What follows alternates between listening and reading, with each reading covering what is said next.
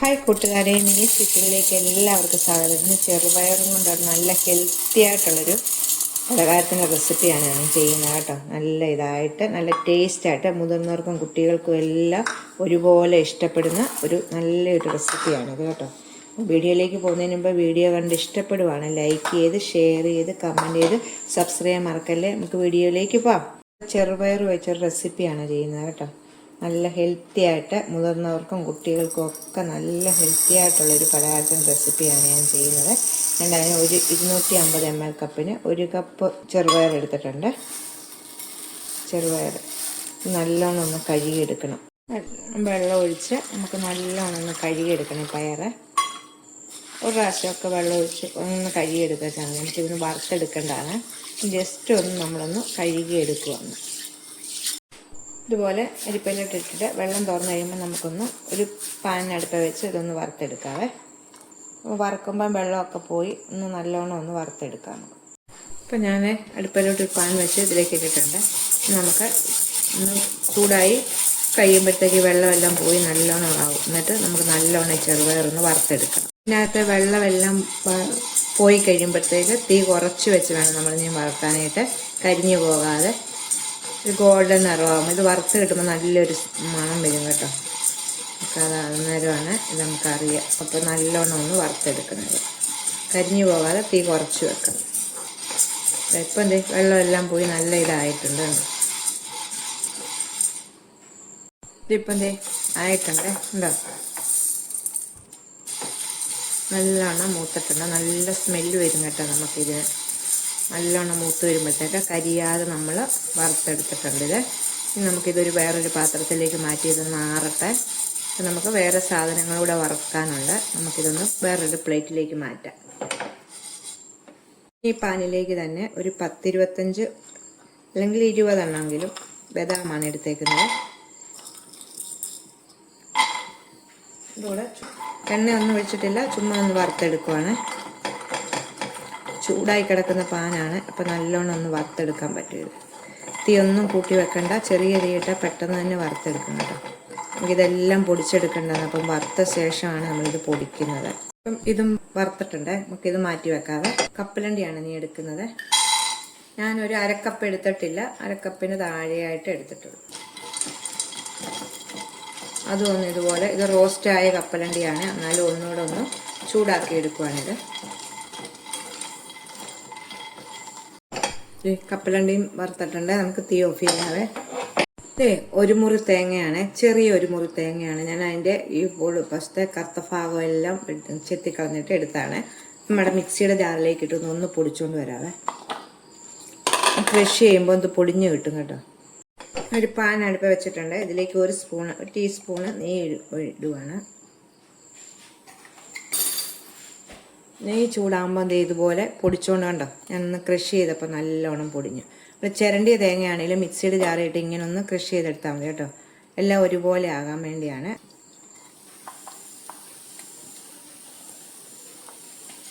നെയ്ക്കകത്ത് തേങ്ങ ഒന്ന് വറുത്തെടുത്തിട്ടുണ്ട്. ഇത് ഇത്രയും മതി ഉണ്ടോ. നല്ല ഗോൾഡൻ നിറമായിട്ടുണ്ട്. നമുക്കിനി ഇതൊന്നും വേറൊരു പാത്രത്തിലേക്ക് ഇടാവേ. ഈ പാനിലേക്ക് തന്നെ 1 കപ്പ് ശർക്കരയാണ് ഇടുന്നത്. 1 കപ്പ് ശർക്കര 1/4 കപ്പ് വെള്ളത്തിലൊന്ന് ഉരുക്കിയെടുക്കാറുണ്ട്. 1 കപ്പ് ശർക്കര 1/4 കപ്പ് വെള്ളത്തിനകത്ത് ഉരുക്കി നമുക്ക് മാറ്റി വെക്കാം. ഒന്നൊന്ന് അരിച്ചെടുക്കണേ. കല്ലും കട്ടയാക്കണം. ശർക്കര കട്ടയായിട്ടായിരിക്കും. ഇപ്പോൾ പൊടി ആയതുകൊണ്ട് ഞാൻ 1 കപ്പ് എടുത്ത് ചേട്ടൻ, മറ്റത് നമ്മൾ കട്ടയാണെങ്കിൽ ഒന്ന് തല്ലിപ്പൊട്ടിച്ചിട്ടിട്ട് 1 കപ്പ് എടുത്ത് വെച്ചാൽ മതി കേട്ടോ. ഇപ്പം ഇതാന്ന് പറയുമ്പോൾ ഇത് പനിയാവും. നമുക്കിതൊന്ന് അരിച്ചെടുക്കണേ. ശർക്കര പനിയായിട്ടുണ്ട്. നമുക്കിത് ഓഫ് ചെയ്യാവേ. നമ്മളിപ്പോൾ എടുത്തുകൊണ്ട് വന്ന കപ്പലണ്ടി ഇല്ലേ വറുത്ത്, അതിനകത്ത് തന്നെ ഒരു 1/4 ഭാഗം എടുത്ത് ഞാനൊന്ന് ക്രഷ് ചെയ്ത് വെക്കുവാണ്. പൊടിക്കണ്ട, ഒന്ന് ചതച്ചെടുക്കത്തക്ക വിധത്തിലൊന്ന് ചതച്ചെടുത്ത് വെക്കാം. നമ്മൾ ചെറുപയറും ബദാമും ബാക്കി കപ്പലണ്ടി എല്ലാം കൂടെ നല്ല ഫൈനായിട്ട് പൊടിച്ചുകൊണ്ട് വരണേ. നല്ല ഫൈനായിട്ട് ഇതിനെ പൊടിക്കണം. 2-3 ഏലക്കായും കൂടി ഇതിനൊക്കെ ഇട്ടിട്ട് നല്ലോണം പൊടിച്ചുകൊണ്ട് വരാം. ഇപ്പം ചെറുപയറും ബദാമും ബാക്കി കപ്പലണ്ടി എല്ലാം നല്ലോണം പൊടിച്ചെടുത്തിട്ടുണ്ട് കേട്ടോ. ഇതുപോലെ ഉണ്ടോ, പൊടിച്ചെടുക്കണം. ഇനി നമുക്കിത് എങ്ങനെയാണ് റെഡിയാക്കുന്നത് നോക്കാം. പാൻ തന്നെ കഴുകിയിട്ട് ഞാൻ വെച്ചിട്ടുണ്ട്. 1 ടേബിൾ സ്പൂണ് നെയ്യാണ് ഇതിലേക്ക് ഒഴിക്കുന്നത്. നെയ്യ് നല്ലോണം ഒന്ന് ചൂടാകുമ്പോഴത്തേക്ക് ഇച്ചിരി കശുവണ്ടി പരിപ്പ് കുറച്ച് മതി കേട്ടോ. ഇത് ഞാൻ ഇത്ര എടുത്തിട്ടുള്ളൂ. ഇട്ടൊന്ന് വറുത്തെടുക്കാവേ. ഇതെല്ലാം അടങ്ങിയ ഒരു നല്ലൊരു ഇതാണ് കേട്ടോ, റെസിപ്പിയാണിത്. നല്ല ഹെൽത്തിയാണ്. നമ്മുടെ ബദാമിൻ്റെയും ചെറുപയറും കപ്പലണ്ടിയും എല്ലാം നമുക്ക് ഹെൽത്തി ആയിട്ടുള്ള സാധനങ്ങളാണ്. അത് ഇച്ചിരി കശുവണ്ടി ഇതിലാക്കി ഇട്ടിട്ടുള്ളൂ. ഇതൊന്ന് മൂത്ത് വരുമ്പോഴത്തേക്ക് അതിലേക്ക് നമ്മൾ പൊടിച്ചുകൊണ്ട് വന്നിരിക്കുന്ന ചെറുപയറിൻ്റെയും ബദാമിൻ്റെ എല്ലാം പൊടിയില്ലേ, അത് നെയ്ക്കകത്തോട്ടിട്ട് ഒന്ന് നമുക്ക് ചൂടാക്കി എടുക്കണേ. ഇത്രയും മതിയുണ്ടോ, മൂത്തിട്ടുണ്ട്. ഇനി ഇതിലേക്ക് നമുക്ക് തീ കുറച്ച് വെക്കണം. ഈ സമയം നമ്മുടെ ബദാമിൻ്റെയും ചെറുപയറിൻ്റെയും കൂടെ ഇത് ഇതിലേക്കിട്ട് ഒന്ന് നെയ്ക്കകത്ത് നമ്മളിത് വറുത്തെടുത്തേക്കുന്നതാണ്. എന്നാലും ഈ നെയ്ക്കകത്തുനിന്ന് ഇത് വറുത്തെടുക്കുമ്പോൾ ഒന്നുകൂടെ ടേസ്റ്റ് കിട്ടും കേട്ടോ. ഇതുപോലെ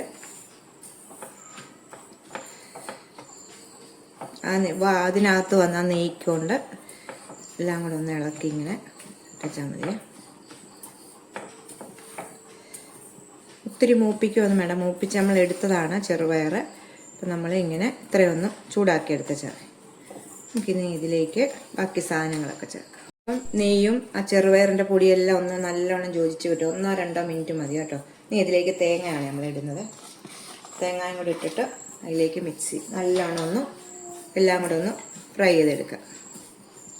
തേങ്ങയും നല്ലോണം യോജിപ്പിച്ചെടുത്തിട്ടുണ്ട്. ഇനി അതിലേക്ക് കപ്പലണ്ടിയാണ്, ചെയ്ത് വെച്ചേക്കുന്ന കപ്പലണ്ടി ഇല്ലേ, കപ്പലണ്ടിയും കൂടെ ഇതിനകത്ത് ഇട്ടിട്ട് ശേഷം നമ്മൾ ശർക്കര പാനി ഒഴിക്കാവേ. എല്ലാം ഇട്ടിട്ടുണ്ട്. ഇനി നമുക്ക് ശർക്കര പാനിയും കൂടെ ചേർക്കാം. ഈ ഏറ്റവും കുറച്ച് തീ വെക്കാൻ നോക്കണം കേട്ടോ. ഇനി ശർക്കര പാനി ഇതിലേക്ക് ഒഴിക്കാവേ. ഞാൻ അരിച്ചെടുത്ത് വെച്ചേക്കുവാണ്. നമുക്കൊന്ന് മിക്സ് ചെയ്യാം.